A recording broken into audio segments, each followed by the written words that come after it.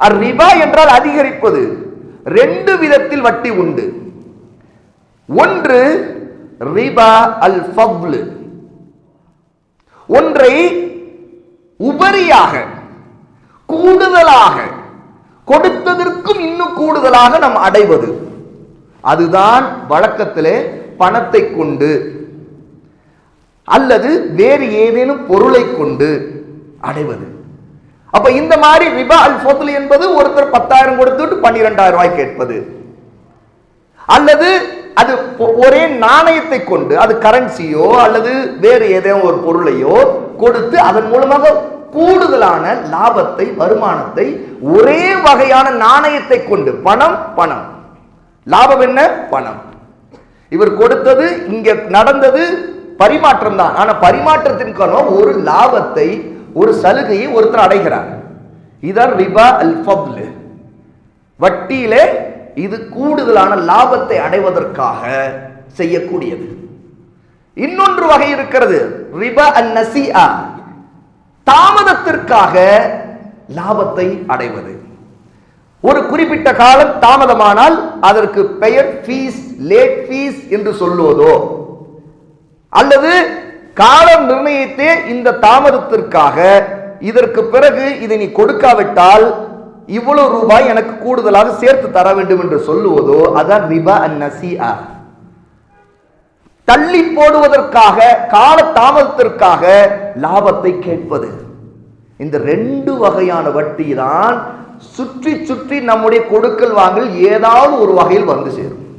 இந்த ரெண்டு வகையான வட்டியும் ரசூல் ஸல்லல்லாஹு அலைஹி வஸல்லம் தடை செய்தார்கள். ரசூலுல்லாஹி ஸல்லல்லாஹு அலைஹி வஸல்லம் எந்த அளவுக்கு தெளிவாக இதற்கு சட்டம் சொன்னார்கள் தெரியுமா? தங்கத்திற்கு தங்கம் மாற்றுகிறீர்கள் என்றால், வெள்ளிக்கு வெள்ளி மாற்றுகிறீர்கள் என்றால் ஒரே நேரத்தில் அதை மாற்றிக்கொள்ள வேண்டும். ரொக்கமாக கைக்கு கை மாற வேண்டும்.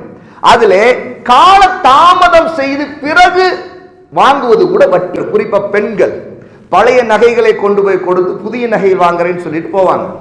கடைக்காரர் அந்த பழைய நகைக்கு எல்லா கணக்கெல்லாம் போட்டு பார்த்து புதிய நகை என்ன வேணுங்க அப்படின்னு கேட்பார். அந்த பெண்கள் அதை எடுப்பாங்க, இதுதான் எனக்கு வேணும் அப்படின்னு சொல்லுவாங்க.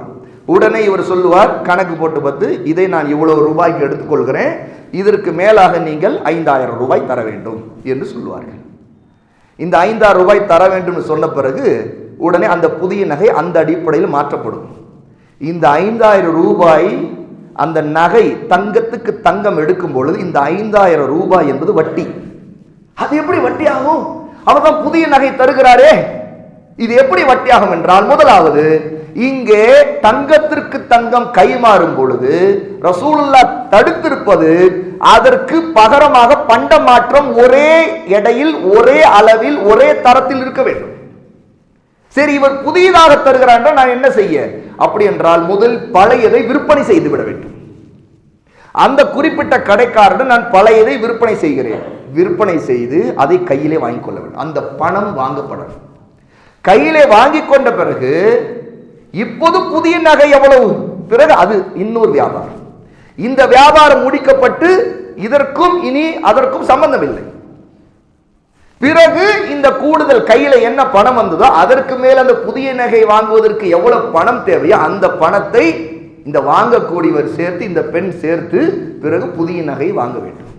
இல்லை என்றால் இதில் பழைய நகை கொடுத்ததுக்கு புதிய நகை நான் கொடுக்கிறேன்னு சொல்லி கழித்து கூட்டி கழித்து 5,000, 10,000, 1,00,000 கூட எனக்கு நீங்க தந்தால் இந்த புதிய நகை உங்களுக்கு என்று சொன்னால் அதில் எது கூடுதலாக வாங்கப்படுகிறது அது வட்டி, அது ரிபா. அது நகைக்கு மட்டுமல்ல, ரசூலுல்லாஹ் வெள்ளிக்கும் சொன்னார்கள், தங்கத்துக்கு மட்டுமல்ல வெள்ளிக்கும் சொன்னார்கள், கோதுமைக்கு சொன்னார்கள், பார்லிக்கு சொன்னார்கள், உப்புக்கு சொன்னார்கள். உப்பா பண்ட மாற்றம் செய்கிறீர்களா, அதுக்கு அப்போது என்ன விலை, அந்த விலைப்படி அது முடிவு செய்யும். ரசூலுல்லாஹ்வுடைய காலத்தில் உப்பு, இன்னைக்கு நாம சாதாரண உப்புக்குமா, ஆனா உப்பு என்பது மிக மதிப்புள்ள ஒரு பொருள். அது இன்னைக்கு ரொம்ப பரவலா நம்ம கிடைக்கணும், அதுக்கான மதிப்பு நம்ம பெரிதா தெரியறது இல்லை, ரோட்ல வச்சு விற்கிறாங்க. ஆனா அப்படி அல்ல அது. அப்ப உப்பை ரசூலுல்லாஹி ஸல்லல்லாஹு அலைஹி வஸல்லம் உப்புக்கு உப்பு இந்த பண்டமாற்றம் செய்யப்படுகிறது என்றால் அது அந்த நேரத்தில் அது முடிந்து விட வேண்டும். எது கூடுதலாக பெறப்படுகிறதோ அது வட்டி என்று ரசூலுல்லாஹ் சொன்னார்கள். ஆக இது பண்டமாற்றத்தின் மூலமாக கூடுதலாக ஒன்றை அடைவதற்கு முயற்சி. இது ரிபா அல் ஃபத்லிலே வரும், கூடுதலான லாபத்தை அடைவதற்கு. அல்லது கால தாமதத்தின் காரணமாக ஒரு வட்டியை போடுவது. ஒரு அதற்கு பேர் என்ன சொன்னாலும் சரி, பெனால்டின்னு சொன்னாலும் சரி, லேட் ஃபீன்னு சொன்னாலும் சரி, அல்லது அட்மின் ஃபீன்னு சொன்னாலும் சரி, என்ன ஃபீஸ் சொன்னாலும் சரி, அல்லது இஎம்ஐன்னு சொன்னாலும் சரி, எது சொன்னாலும் அது வட்டி தான்.